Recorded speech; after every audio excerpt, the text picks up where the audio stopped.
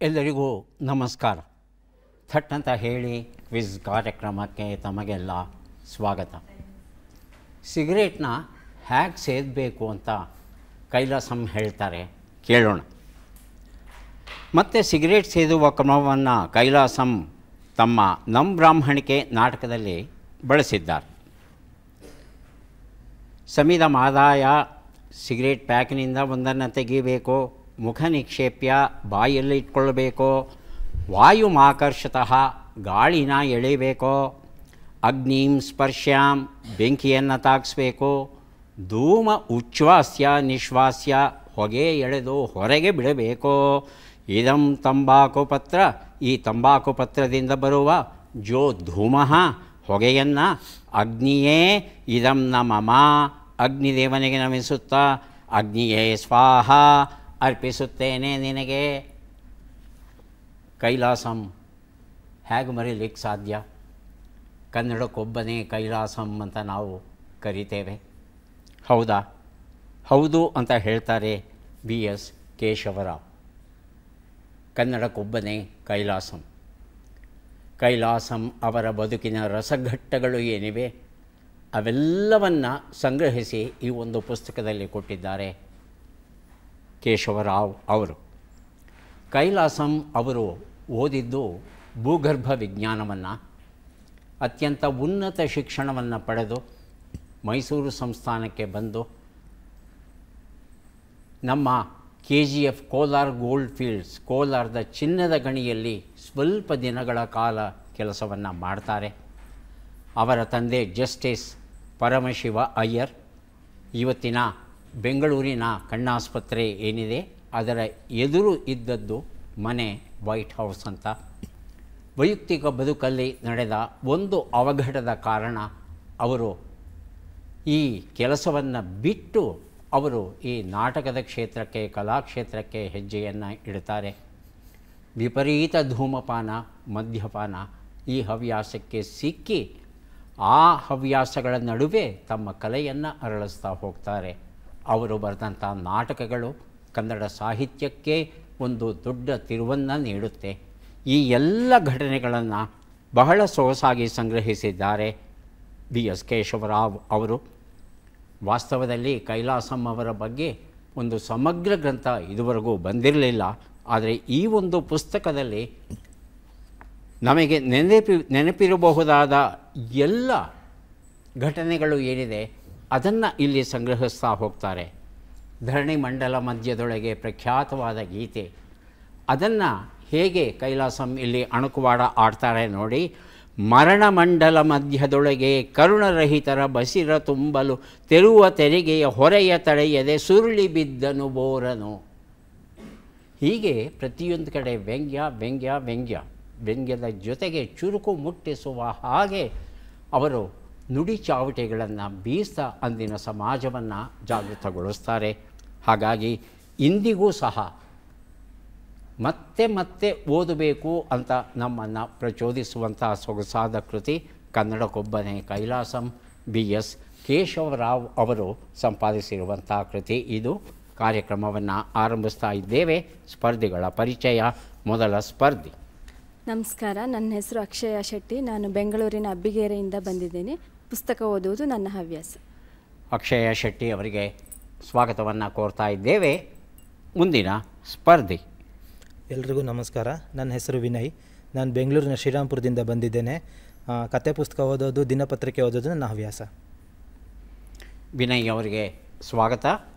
ನಮ್ಮ ಮೂರನೆಯ ಸ್ಪರ್ಧಿ. ನಮಸ್ಕಾರ, ನನ್ನ ಹೆಸರು ಪವಿತ್ರ. ನಾನು ಗೃಹಿಣಿ. ವಾರಪತ್ರಿಕೆ ಮತ್ತು ದಿನಪತ್ರಿಕೆ ಓದೋದು ನನ್ನ ಹವ್ಯಾಸ. ಪವಿತ್ರ ಅವರಿಗೆ ಸ್ವಾಗತವನ್ನು ಕೋರ್ತಾ ಇದ್ದೇವೆ. ಮೂವರು ಸಿದ್ಧಾಂತರ ಕಾರ್ಯಕ್ರಮ ಆರಂಭಿಸೋಣ. ಮೊದಲಿಗೆ ನಿಯಮಗಳನ್ನು ಒಮ್ಮೆ ನೋಡಿಬಿಡೋಣ. ಒಟ್ಟು 10 ಪ್ರಶ್ನೆಗಳು. ಮೊದಲು ಬಜರ್ ಒತ್ತಿದವರಿಗೆ ಉತ್ತರ ನೀಡುವ ಅವಕಾಶ. ಪ್ರತಿ ಸರಿ ಉತ್ತರಕ್ಕೆ ಒಂದು ಪುಸ್ತಕ ಬಹುಮಾನ. ಆಯ್ಕೆಗಳು ಬರುವ ಮೊದಲೇ ಬಜರ್ ಒತ್ತಿ ಸರಿ ಉತ್ತರ ನೀಡಿದರೆ 2 ಪುಸ್ತಕ ಬಹುಮಾನ. 100 ಅಂಕ ಗಳಿಸಿದವರಿಗೆ ಒಂದು ಪುಸ್ತಕವನ್ನು ವಿಶೇಷ ಬಹುಮಾನವಾಗಿ ಕೊಡ್ತೇವೆ. ನಕಾರಾತ್ಮಕ ತಂತ್ರಗಳಿಗೆ ಅವಕಾಶವಿಲ್ಲ. ಇಂದಿನ ಕಾರ್ಯಕ್ರಮದ ಮೊದಲ ಪುಸ್ತಕ ಮಲ್ಲಿಗೆ ನಾಡಿನ ಜ್ಞಾನದಾಸೋಹಿ ಪಂಡಿತ ವಿರೂಪಾಕ್ಷಪ್ಪ ತಿಳುವಳ್ಳಿ ಅವರ ಅಭಿನಂದನಾ ಗ್ರಂಥ ಇದು. ನಮ್ಮ ಮೊದಲ ಪ್ರಶ್ನೆ ಈಗ ಬಂತು. ಪ್ರಶ್ನೆಯನ್ನು ನೋಡೋಣ. ಚಿತ್ರದುರ್ಗದ ಮತ್ತಿ ತಿಮ್ಮಣ್ಣ ನಾಯಕನು ಯಾವ ವಿಜಯನಗರದ ಅರಸರ ಕಾಲದಲ್ಲಿ ಪಾಳೆಗಾರನಾಗಿ ಆಳ್ವಿಕೆಯನ್ನು ನಡೆಸಿದ? ಆಯ್ಕೆಗಳನ್ನು ನೋಡೋಣ. ಕೃಷ್ಣದೇವರಾಯ, ಸಾಳ್ವ ನರಸಿಂಹ, ಅಚ್ಯುತರಾಯ, ಅಳಿಯ ರಾಮರಾಯ. ಮೊದಲಿಗೆ ಅಕ್ಷಯ ಶೆಟ್ಟಿ, ಆನಂತರ ವಿನಯ್. ಸಾಳ್ವ ನರಸಿಂಹ. ಆಯ್ಕೆ ಎರಡು ಸಾಳ್ವ ನರಸಿಂಹ. ವಿನಯ್. ಆಯ್ಕೆ 1 ಶ್ರೀಕೃಷ್ಣ ದೇವರಾಯ. ಉತ್ತರವನ್ನು ನೋಡೋಣ. ಸಾಳ್ವ ನರಸಿಂಹ ಅನ್ನೋದು ಸರಿಯಾದ ಉತ್ತರ ಆಗಿತ್ತು. ಮಲ್ಲಿಗೆ ನಾಡಿನ ಜ್ಞಾನ ದಾಸೋಹಿ ಈ ಒಂದು ಪುಸ್ತಕವನ್ನು ಕೊಟ್ಟಿದ್ದೇನೆ ಅಕ್ಷಯ ಶೆಟ್ಟಿ ಅವರಿಗೆ. 1568ರಿಂದ 1589ರವರೆಗೆ 21 ವರ್ಷಗಳ ಕಾಲ ರಾಜ್ಯಭಾರವನ್ನು ಮಾಡ್ತಾರೆ ಮತ್ತಿ ತಿಮ್ಮಣ್ಣ ನಾಯಕ ಅವರು. ಮೂಲತಃ ಇವರು ದಾವಣಗೆರೆ ಪ್ರದೇಶದವರು.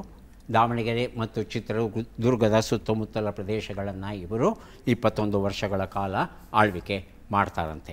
ಮುಂದಿನ ಪುಸ್ತಕ BS ಕೇಶವರಾವ್ ಬರೆದ ಕನ್ನಡಕ್ಕೊಬ್ಬನೇ ಕೈಲಾಸಂ. ನಮ್ಮ ಪ್ರಶ್ನೆ: ಯಾರ 4 ಮಕ್ಕಳ ಬಲಿದಾನವನ್ನು ವೀರ ಬಾಲ ದಿವಸ್ ಎನ್ನುವ ಹೆಸರಿನಲ್ಲಿ ಡಿಸೆಂಬರ್ 26ರಂದು ಆಚರಿಸುತ್ತೇವೆ? ಆಯ್ಕೆಗಳನ್ನು ನೋಡೋಣ. ಗುರು ಗೋವಿಂದ ಸಿಂಹ, ಗುರು ತೇಗ್ ಬಹಾದೂರ್, ಗುರು ರಾಮದಾಸ್, ಗುರು ಅರ್ಜನ್. ಮೊದಲಿಗೆ ಅಕ್ಷಯ ಶೆಟ್ಟಿ, ಆನಂತರ ವಿನಯ್. ಗುರು ತೇಗ್ ಬಹದ್ದೂರ್. ಆಯ್ಕೆ 2. ಹೇಳಿ ವಿನಯ್. ಆಯ್ಕೆ 1 ಗುರು ಗೋವಿಂದ್ ಸಿಂಹ. ಉತ್ತರವನ್ನು ನೋಡೋಣ. ಗುರು ಗೋವಿಂದ ಸಿಂಹ ಅನ್ನೋದು ಸರಿಯಾದ ಉತ್ತರ. ವಿನಯ್ ಈ ಉತ್ತರ ಕೊಟ್ಟಿದ್ದಾರೆ. ಕನ್ನಡಕ್ಕೊಬ್ಬನೇ ಕೈಲಾಸಂ ಈ ಒಂದು ಪುಸ್ತಕವನ್ನು ಅವರಿಗೆ ಕೊಟ್ಟಿದ್ದೇವೆ. ಗುರು ಗೋವಿಂದ ಸಿಂಹ ಅವರು ಸಿಖ್ಖರ 10ನೆಯ ಗುರುಗಳಾಗಿರ್ತಾರೆ. ಇವರಿಗೆ 4 ಮಕ್ಕಳು: ಜೊರಾವರ್ ಸಿಂಗ್, ಫತೇ ಸಿಂಗ್, ಜೈ ಸಿಂಗ್, ಕುಲವಂತ್ ಸಿಂಗ್ ಅಂತ 4 ಮಕ್ಕಳು. 1705ರಲ್ಲಿ ಈ 4 ಮಕ್ಕಳನ್ನು ವಶಪಡಿಸ್ಕೋತಾನೆ ಔರಂಗಜೇಬ್, ಮೊಘಲರ ಅರಸ. ಒಂದೇ ಮಾತು ಆತ ಹೇಳೋದು, ನೀವು ಇಸ್ಲಾಂ ಧರ್ಮಕ್ಕೆ ಮತಾಂತರವಾಗಿ, ಇಲ್ಲದಿದ್ದರೆ ನಿಮ್ಮನ್ನು ಕೊಲ್ತೇವೆ. ಇಸ್ಲಾಂ ಧರ್ಮಕ್ಕೆ ನಾವು ಮತಾಂತರವಾಗೋಲ್ಲ ಅಂತ ಹೇಳ್ತಾರೆ. ಆಗ 2 ಮಕ್ಕಳನ್ನು ಜೀವಂತವಾಗಿ ಸಮಾಧಿ ಮಾಡ್ತಾರೆ. ಮಕ್ಕಳಿಗೆ ಬೇಡಿ ಹಾಕಿ ಕಟ್ ಹಾಕಿ ಸುತ್ತಲೂ ಕಲ್ಲಿನ ಗೋಡೆಯನ್ನು ಕಟ್ತಾ ಹೋಗ್ತಾರೆ. ಹೀಗೆ ಈ ಮಕ್ಕಳನ್ನು ಕೊಲ್ತಾರೆ. ಈ ಮಕ್ಕಳ ನೆನಪಿನಲ್ಲಿ ವೀರ ಬಾಲ ದಿವಸ್ ಈ ಒಂದು ಆಚರಣೆಯನ್ನು ಡಿಸೆಂಬರ್ 26ರಂದು ನಾವು ನಡೆಸ್ತಾ ಇದ್ದೇವೆ. ಮುಂದಿನ ಪುಸ್ತಕ ಸ್ವಸ್ಥ, ಕನ್ನಡ ವೈದ್ಯಕೀಯ ಸಾಹಿತ್ಯ ಚರಿತ್ರೆಯ ಕೃತಿ. ಡಾಕ್ಟರ್ ನಾ ಸೋಮೇಶ್ವರ ಬರೆದಿರುವಂಥದ್ದು. ಪ್ರಶ್ನೆಯನ್ನು ನೋಡೋಣ. ನಾಮ್ದಫಾ ಹಾರುವ ಅಳಿಲು ಯಾವ ರಾಜ್ಯದಲ್ಲಿ ಸ್ಥಳೀಯವಾಗಿ ಕಂಡುಬರುತ್ತದೆ? ಆಯ್ಕೆಗಳನ್ನು ನೋಡೋಣ. ಮೇಘಾಲಯ, ಲಡಾಖ್, ಅಂಡಮಾನ್ ನಿಕೋಬಾರ್, ಅರುಣಾಚಲ ಪ್ರದೇಶ. ಮೊದಲಿಗೆ ವಿನಯ್, ಆನಂತರ ಪವಿತ್ರ. ಮೊದಲನೆಯದು ಮೇಘಾಲಯ. ಮೇಘಾಲಯ ಅಂತಿದ್ದಾರೆ ಪವಿತ್ರ. ಲಡಾಖ್. ಉತ್ತರವನ್ನು ನೋಡೋಣ. ಆದರೆ ಸರಿಯಾದ ಉತ್ತರ ಅರುಣಾಚಲ ಪ್ರದೇಶ ಆಗಿತ್ತು. 1981ರಲ್ಲಿ ಕೊನೆಯ ಬಾರಿಗೆ ನೋಡಿದ್ದಂತೆ ಈ ಹಾರುವ ಅಳಿಲನ್ನು. ಅದಾದ ಮೇಲೆ ಕಂಡು ಬಂದೇ ಇರಲಿಲ್ಲ ಅರುಣಾಚಲ ಪ್ರದೇಶದಲ್ಲಿ. ಈಗ 42 ವರ್ಷಗಳಾದ ಮೇಲೆ ಮೊದಲ ಬಾರಿಗೆ ಕಂಡು ಬಂದಿದೆ ಈ ಒಂದು ಅಳಿಲು. ಜಗತ್ತಿನಲ್ಲಿ ಇನ್ನೇನು ಸಂಪೂರ್ಣವಾಗಿ ನಾಶವಾಗೇ ಹೋಗಿದೆ ಅಂತ ಭಾವಿಸಿದ್ದಂಥ 25 ಜೀವಿಗಳಲ್ಲಿ ಇದೊಂದು ಜೀವಿ ಬದುಕಿದೆ ಅನ್ನೋದಕ್ಕೆ ಈಗ ನಮಗೆ ಪುರಾವೆ ದೊರೆತಿದೆ. ಮುಂದೆ ಒಂದು ಕಾದಂಬರಿಯನ್ನು ಕೊಡ್ತಾ ಇದ್ದೇವೆ. ರಾವ್ ಬಹದ್ದೂರ್ ಅವರು ಬರೆದ ವೃಂದಾವನ ಎನ್ನುವ ಕಾದಂಬರಿ ಇದು. ನಮ್ಮ ಪ್ರಶ್ನೆ: ಪಂಚಭಾಷಾ ತಾರೆ ಬಿ ಸರೋಜಾದೇವಿಯವರು ಅಭಿನಯಿಸಿದ ಮೊದಲ ಚಿತ್ರ ಯಾವುದು? ಆಯ್ಕೆಗಳನ್ನು ನೋಡೋಣ. ಪಾಂಡುರಂಗ ಮಹಾತ್ಮೆ, ಆಷಾಢಭೂತಿ, ಮಹಾಕವಿ ಕಾಳಿದಾಸ, ಶ್ರೀರಾಮ ಪೂಜಾ. ಮೊದಲಿಗೆ ವಿನಯ್, ಆನಂತರ ಪವಿತ್ರ. ಮೊದಲನೇದು ಪಾಂಡುರಂಗ ಮಹಾತ್ಮೆ. ಹೇಳಿ ಪವಿತ್ರ. ಆಷಾಢಭೂತಿ. ಆಷಾಢಭೂತಿ. ಉತ್ತರವನ್ನು ನೋಡೋಣ. ಸರಿಯಾದ ಉತ್ತರ ಮಹಾಕವಿ ಕಾಳಿದಾಸ ಆಗಿತ್ತು. ಸುಮಾರು 200 ಚಿತ್ರಗಳಲ್ಲಿ ಅಭಿನಯಿಸಿದ್ದಾರೆ ಸರೋಜಾದೇವಿ ಅವರು.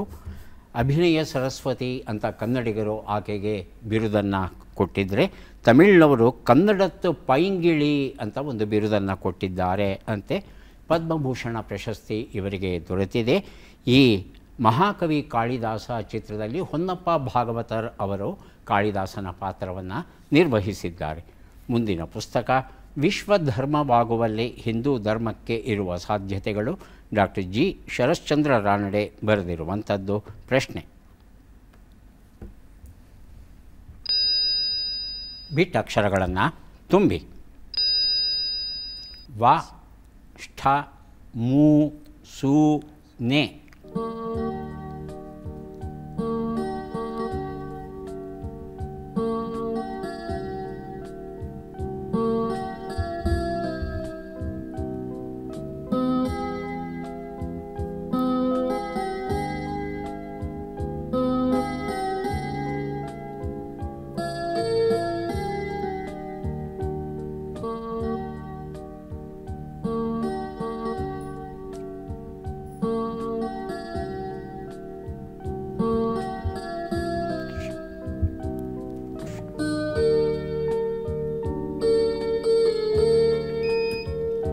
ಹೇಳಿ ಅಕ್ಷಯ ಶೆಟ್ಟಿ.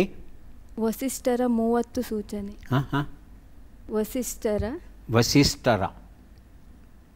ವಸಿಷ್ಠರು ಯಾಕೆ ಬಂದರು ಮುಂದೆ?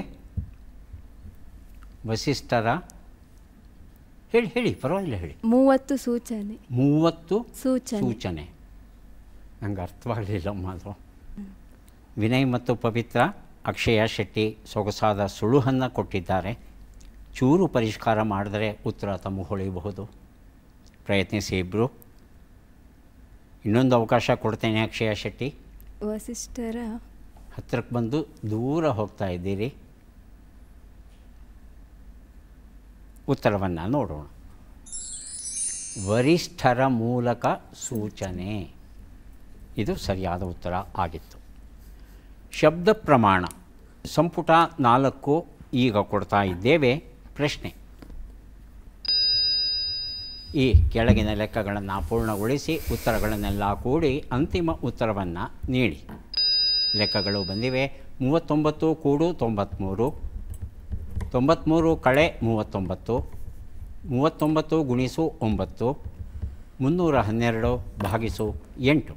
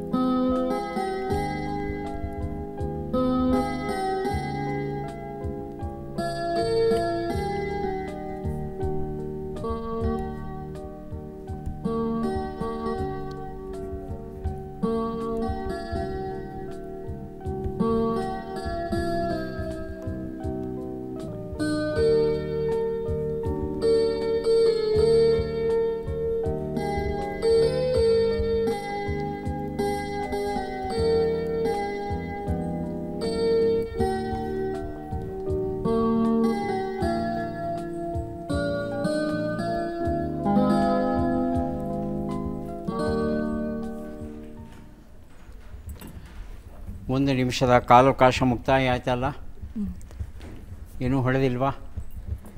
ಉತ್ತರವನ್ನು ನೋಡ್ತಾ ಹೋಗೋಣ. ಒಂದು ಉತ್ತರ 132, 54, 351, 39 ಎಲ್ಲವನ್ನು ಕೂಡಿದ್ರೆ 576 ಬಂದಿದೆ. ಈ ಉತ್ತರವನ್ನು ಯಾರೂ ಕೊಟ್ಟಿಲ್ಲ. ಮುಂದೆ ಕೊಡ್ತಾ ಇದ್ದೇವೆ ಶಬ್ದ ಪ್ರಮಾಣ ಸಂಪುಟ 5. ನಮ್ಮ ಪ್ರಶ್ನೆ: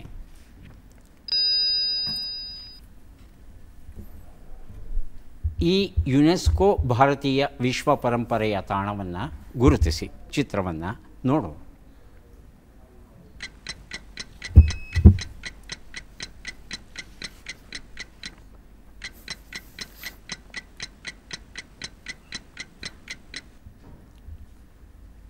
ಆಯ್ಕೆಗಳು ಬರೋದಕ್ಕೆ ಮೊದಲು ವಿನಯ್ ಬಜರ್ ಒತ್ತಿದ್ದಾರೆ. ಉತ್ತರವನ್ನು ಕೇಳೋಣ. ಎಲ್ಲೋರ ಗುಹೆಗಳು. ಎಲ್ಲೋರ ಗುಹೆಗಳು. ಗುಹೆಗಳು. ಹಾಂ, ಅಕ್ಷಯ್ ಶೆಟ್ಟಿ ಮತ್ತು ಪವಿತ್ರ ಆಯ್ಕೆಗಳು ನೋಡೋಣವಾ? ಆಯ್ಕೆಗಳು: ಕಾಶಿ ವಿಶ್ವನಾಥ ದೇವಾಲಯ, ಎಲ್ಲೋರ ಕೈಲಾಸ ದೇವಾಲಯ, ಉಜ್ಜಯಿನಿ ಮಹಾಕಾಲ ದೇವಾಲಯ, ತಂಜಾವೂರು ಬೃಹದೀಶ್ವರ ದೇವಾಲಯ. ಅಕ್ಷಯ ಶೆಟ್ಟಿ. ತಂಜಾವೂರು ಬೃಹದೇಶ್ವರ. ಆಯ್ಕೆ 4. ಉತ್ತರವನ್ನು ನೋಡೋಣ. ಎಲ್ಲೋರ ಕೈಲಾಸ ದೇವಾಲಯ ಅನ್ನೋದು ಸರಿಯಾದ ಉತ್ತರ ಆಗಿತ್ತು. ವಿನಯ್ ಈ ಉತ್ತರವನ್ನು ಕೊಟ್ಟಿದ್ದಾರೆ. ಮಹಾರಾಷ್ಟ್ರದಲ್ಲಿದೆ. 1983ರಲ್ಲಿ ವಿಶ್ವ ಪರಂಪರೆಯ ತಾಣ ಸಿಗುತ್ತೆ ಈ ಒಂದು ದೇವಾಲಯಕ್ಕೆ. ಸುಮಾರು 2 ಕಿಲೋಮೀಟರ್ ಉದ್ದದ ಒಂದು ಬೆಸಾಲ್ಟ್ ಶಿಲಾಸ್ತೋಮ. ಬೆಸಾಲ್ಟ್ ಬಹಳ ಗಟ್ಟಿ ಕಲ್ಲು. ಆ ಕಲ್ಲಿನ ಉದ್ದೂಕೆ ಇರ್ತಕ್ಕಂಥ ಬೆಟ್ಟದಲ್ಲಿ 32 ದೇವಾಲಯಗಳನ್ನು ಕೊರೆದಿದ್ದಾರಂತೆ. 7ರಿಂದ 11ನೇ ಶತಮಾನದ ನಡುವೆ ಇದನ್ನು ನಿರ್ಮಿಸಿರಬೇಕು ಅಂತ ಹೇಳ್ತಾರೆ. ಹಿಂದೂ ಧರ್ಮ, ಜೈನ, ಬೌದ್ಧ ಧರ್ಮಕ್ಕೆ ಸಂಬಂಧಪಟ್ಟಂಥ ದೇವಾಲಯಗಳು ಇವು. ಈ ಎಲ್ಲ ದೇವಾಲಯಗಳಲ್ಲಿ ಅತ್ಯಂತ ಬೃಹತ್ತಾದದ್ದು ಚಿತ್ರದಲ್ಲಿ ನಾವು ನೋಡ್ತಾ ಇರ್ತಕ್ಕಂಥ ಕೈಲಾಸನಾಥ ದೇವಾಲಯ. ವಿಶೇಷ ಏನಂದರೆ ಈ ದೇವಾಲಯವನ್ನು ಕೆಳಗಿನಿಂದ ಮೇಲಿನವರೆಗೆ ಕಟ್ಕೊಂಡು ಹೋಗೋದಕ್ಕೆ ಬದಲು ಮೇಲಿಂದ ಕೆಳಗಿನವರೆಗೆ ಇದನ್ನು ಕೆತ್ತಿಕೊಂಡು ಬರ್ತಾರೆ. ಹಾಗಾಗಿ ಜಗತ್ತಿನಲ್ಲೇ ಈ ರೀತಿಯ ದೇವಾಲಯ, ಇಂತಹ ವಿಶಿಷ್ಟವಾದ ದೇವಾಲಯ ಇದೊಂದೇ ಅಂತ ಹೇಳ್ತಾರೆ ತಜ್ಞರು. ಮುಂದಿನ ಆಯ್ಕೆಗಳು ಬರೋಕ್ಕೆ ಮೊದಲೇ ಕೊಟ್ಟಿದ್ದೀರಿ ಅಲ್ವಾ? ಇನ್ನೂ ಒಂದು ಪುಸ್ತಕ ಶಬ್ದ ಪ್ರಮಾಣ 4 ತಮಗೆ ಕೊಡ್ತಾ ಇದ್ದೇವೆ. ಶಬ್ದ ಪ್ರಮಾಣ 7 ಈಗ ಕೊಡ್ತಾ ಇರೋ ಪುಸ್ತಕ. ಪ್ರಶ್ನೆ: ಈ ಅಕ್ಷರಗಳನ್ನು ಸರಿಯಾಗಿ ಜೋಡಿಸಿ. ಅಕ್ಷರಗಳು: ಬೆ, ಬಾ, ರು, ದ, ಯ, ಲ, ಲೆ, ಚಿ.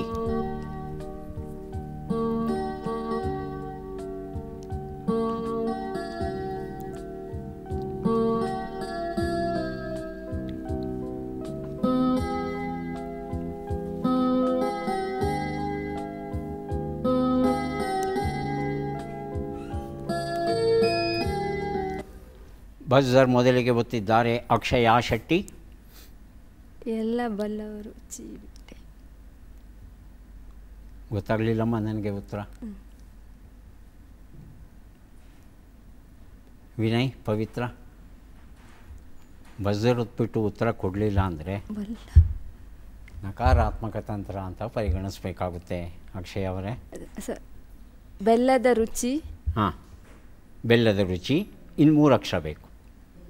ಬೆಲ್ಲದ ರುಚಿ. ಬಲ್ಲವರು. ಬಲ್ಲವರು 4 ಆಗೋಯ್ತು. ಬೆಲ್ಲದ ರುಚಿ. ವಿನಯ್, ಪವಿತ್ರ, ಅಕ್ಷಯ ಶೆಟ್ಟಿ ಕೊಟ್ಟಂಥ ಉತ್ತರವನ್ನು ಪರಿಷ್ಕಾರ ಮಾಡಿ ತಾವು ಸಹ ಉತ್ತರ ಕೊಡಬಹುದು. ರುಚಿ. ಉತ್ತರವನ್ನು ನೋಡೋಣ. ಬೆಲ್ಲದ ರುಚಿ ಬಲ್ಲೆ. ಹಾಂ, ಬೆಲ್ಲದ ರುಚಿ ಬಲ್ಲೆ. ಬೆಲ್ಲದ ರುಚಿ ಬಲ್ಲೆ. 1 ಅಕ್ಷರ ಕಮ್ಮಿ ಆಯಿತು. ಉತ್ತರ ಬಂದಿದೆ. ಬೆಲ್ಲದ ರುಚಿಯ ಬಲ್ಲೆ ಬರಬೇಕಾಗಿತ್ತು. ಈಗ 3 ಪುಸ್ತಕವನ್ನು ಕೊಡೋಕೆ ನಾವು ಸಿದ್ಧವಾಗಿದ್ದೇವೆ. ಪದಬಂಧ ಬಂದಿದೆ. ಸುಳುಹುಗಳನ್ನು ನೋಡೋಣ. ಕಾಂತಿ ಇಲ್ಲದಿರುವುದು ಚಂದ ಹೀರುವುದಲ್ಲ, ಪ್ರಚುರಪಡಿಸುವುದು.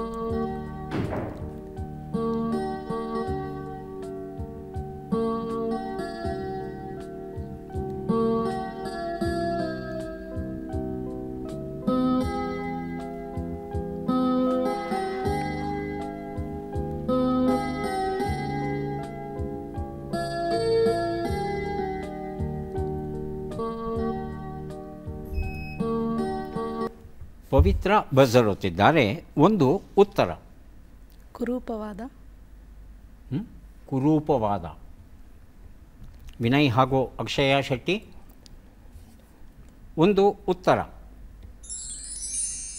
ಕಾಂತಿವಿಹೀನ, ಕಾಂತಿ ಇಲ್ಲದಿರುವುದು ಕಾಂತಿವಿಹೀನ.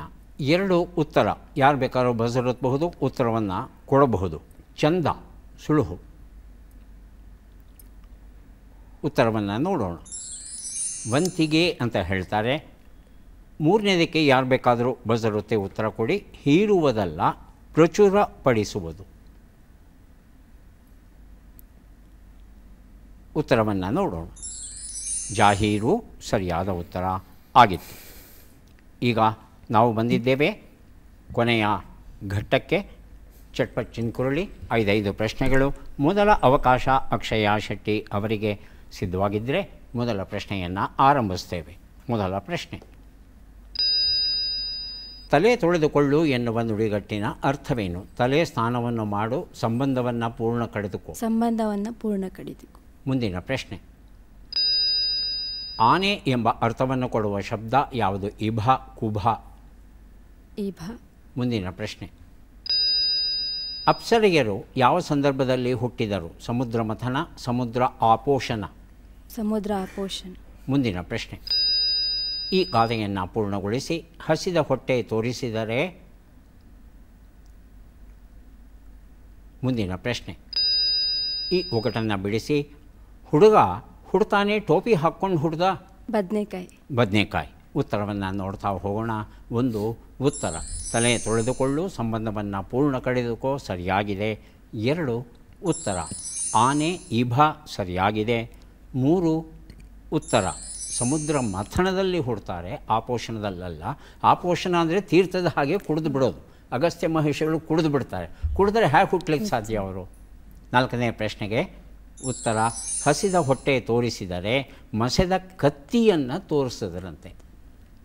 5ನೇ ಪ್ರಶ್ನೆಗೆ ಉತ್ತರ, ಬದನೆಕಾಯಿ. ಉತ್ತರ ಸರಿಯಾಗಿದೆ. ಎಷ್ಟು ಸರಿ ಉತ್ತರ ಕೊಟ್ರಿ? 3 ಪ್ರಶ್ನೆಗೆ ಸರಿ ಉತ್ತರ ಕೊಟ್ಟಿದ್ದೀರಿ. 3 ಪುಸ್ತಕಗಳನ್ನು ತಮಗೆ ಕೊಟ್ಟಿದ್ದೇವೆ. ಈಗ ವಿನಯ್ ಅವರಿಗೆ ಅವಕಾಶ ಬರ್ತಾ ಇದೆ. ಸಿದ್ಧವಾಗಿದ್ದರೆ ಆರಂಭಿಸ್ತೇವೆ. ಸಿದ್ಧವಾಗಿದ್ದೀರಾ? ಮೊದಲ ಪ್ರಶ್ನೆ, ತಲೆದಂಡ ಎನ್ನುವ ನುಡಿಗಟ್ಟಿನ ಅರ್ಥವೇನು? ಮರಣದಂಡನೆ, ವ್ಯರ್ಥವಾಗಿ ಕೂಲಿಯನ್ನು ಕೊಡುವುದು. ಮರಣದಂಡನೆ. ಮುಂದಿನ ಪ್ರಶ್ನೆ, ಹಿಮಮಣಿ ಎಂಬ ಅರ್ಥವನ್ನು ಕೊಡುವ ಶಬ್ದ ಯಾವುದು? ಇಬ್ಬನಿ, ಇಮಾನಿ. ಇಬ್ಬನಿ. ಮುಂದಿನ ಪ್ರಶ್ನೆ, ಮಹಾಭಾರತದಲ್ಲಿ ಅಭಿಮನ್ಯುವಿನ ಮಗನ ಹೆಸರೇನು? ಪರೀಕ್ಷಿತ್, ಜನಮೇಜಯ. ಪರೀಕ್ಷಿತ್. ಮುಂದಿನ ಪ್ರಶ್ನೆ, ಛತ್ರದಲ್ಲಿ ಊಟ. ಮುಂದಿನ ಪ್ರಶ್ನೆ, ಈ ಒಗಟನ್ನು ಬಿಡಿಸಿ. ಕರಿಗುಡ್ಡದೊಳಗೆ ಬಿಳಿ ಸರೋವರ, ದಾಹವಡಗಿಸೋದೇ ಅದರ ಕೆಲಸ, ಅವರ ಕೆಲಸ.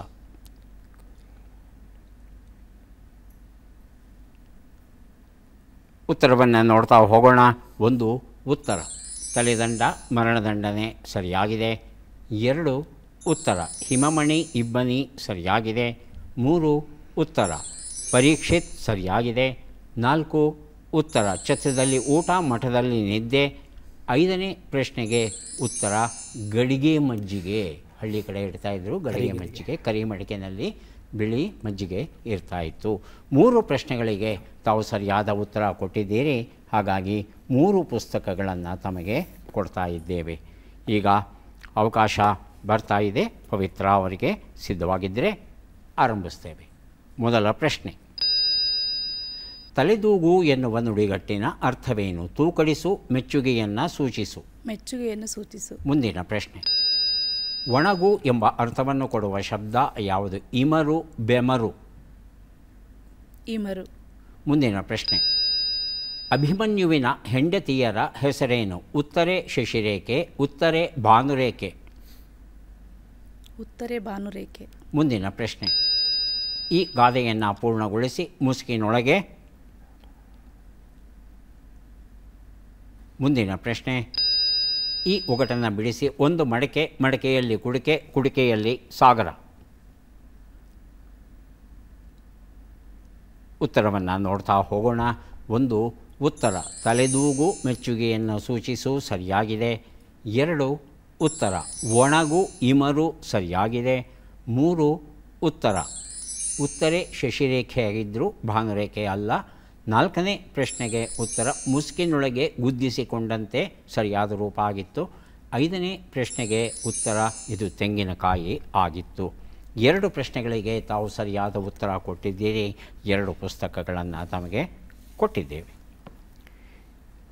ಈಗ ಯಾರಿಗೆ ಎಷ್ಟು ಪುಸ್ತಕ ಬಂದಿವೆ ಅದನ್ನು ನೋಡುವ ಕ್ಷಣ ಬಂತು. ಅಕ್ಷಯ ಶೆಟ್ಟಿ ಅವರಿಗೆ 4 ಪುಸ್ತಕಗಳು ತಮಗೆ ದೊರೆಯುತ್ತಾ ಇವೆ. ಪುಸ್ತಕಗಳನ್ನು ಸ್ವೀಕರಿಸಿ ಕಾರ್ಯಕ್ರಮದಲ್ಲಿ ಭಾಗವಹಿಸಿದ್ದಕ್ಕೆ ತಮಗೆ ಧನ್ಯವಾದಗಳನ್ನು ಅರ್ಪಿಸ್ತಾ ಇದ್ದೇವೆ. ಧನ್ಯವಾದಗಳು.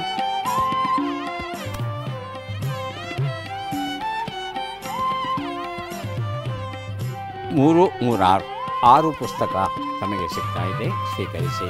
ಅಭಿನಂದನೆಗಳು.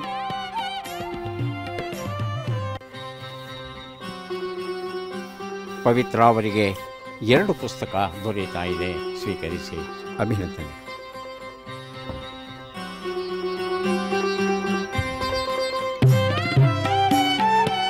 ಮತ್ತೆ ಭೇಟಿಯಾಗೋಣ. ನಮಸ್ಕಾರ.